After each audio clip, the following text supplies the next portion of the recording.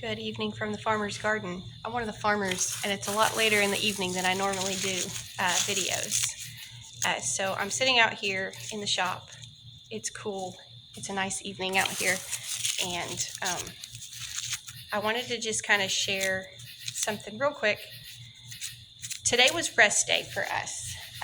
So if you're over on our Facebook, you've probably seen us mention this before. I'm cleaning onions right now, which doesn't sound restful, but I'll get to that in a minute. So if you're over on our Facebook, you've probably seen us mention rest day before. So what this is one day a week we stop. Today, between the sleep I got last night and long naps that I took today, I probably slept 12 hours or more. I worked a puzzle with the kids. We ate ice cream for lunch. We didn't do a lot. We didn't do much until about 3:30, and then we ran a little errand, and when we got home, we fed and picked peas and tomatoes and squash and all those things, and the evening was just kind of a normal evening with cooking supper and cleaning the house and that sort of thing.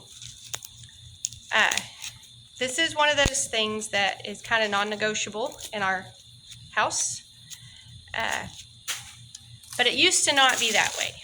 By nature, Brandon and I are both workaholics. I think pretty much everybody involved in agriculture is a workaholic to some degree or another.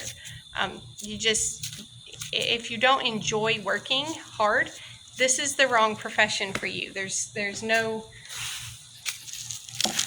it's a lot of long, hard days. And so we're both workaholics, and what we want to do is just go 24/7. And we always have a list running in our heads and on the whiteboard inside and all the things. And it's very weird for us to just stop. But we do. Once a week, we try to take off a whole day. Some weeks it's like a half day because that's just how it falls. This started last summer. We were completely exhausted, just worn out. We would crash and fall asleep anytime we sat still. Driving back and forth to the farm, whoever was driving was fighting sleep, and whoever was riding was asleep in the passenger seat. And it was very apparent that we could not keep going the way we were going. So I was actually listening to a sermon series on the 10 Commandments, and the message came on about the Sabbath. And the Sabbath is like, we go to church every week. I was like, that's one we're checking off. We're going to church every week.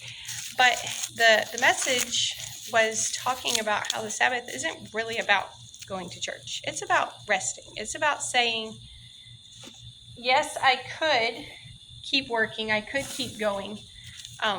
But that's not what God told me to do. And so we kind of looked at it and we said, yep, that's what we have to do. And so once a week, we stop.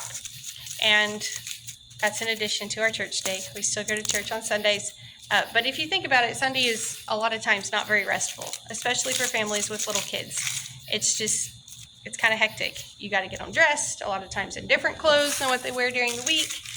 And got to get out the door on time and get to Sunday school, and then somebody doesn't really want to be there, and it's a little hectic.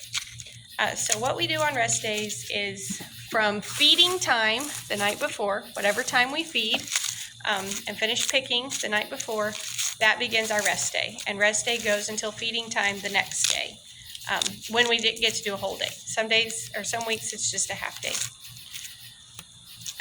So right now I'm very behind on jelly. We're behind on some planting that needs to take place, some cultivating, some watering, lots of different things. And so we were looking at it last night. We knew today was supposed to be rest day, and it was just feeling very overwhelming to even consider stopping what needed to be done. It was tempting to get up and, we'll just do that one quick chore.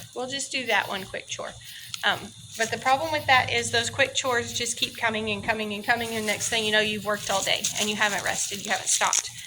So we didn't. We did not do chores today until feeding and picking time this evening.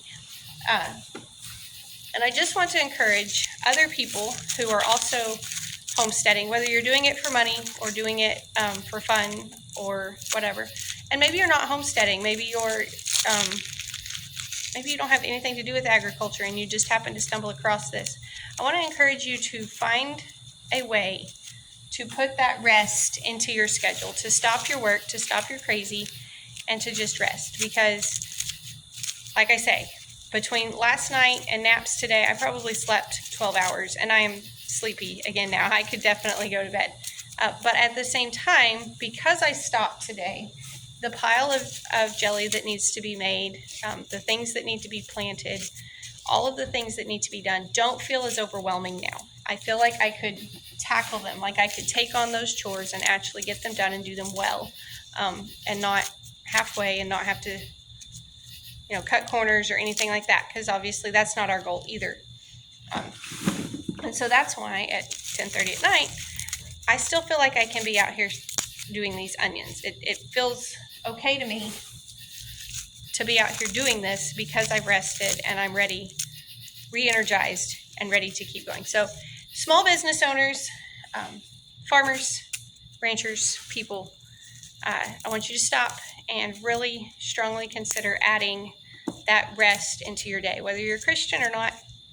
I think you will find that it helps you in your business more than it hurts you to get that rest back in your life. This is a gift that God gave to us for our purposes, and it's a gift and a commandment that I think we should take more seriously than we do. So that's all I wanted to say tonight. I'm going to clean onions for a few more minutes and then go back in and finish, see how many more hours of sleep I can get today. Thank y'all for stopping by the farm. I'll be sure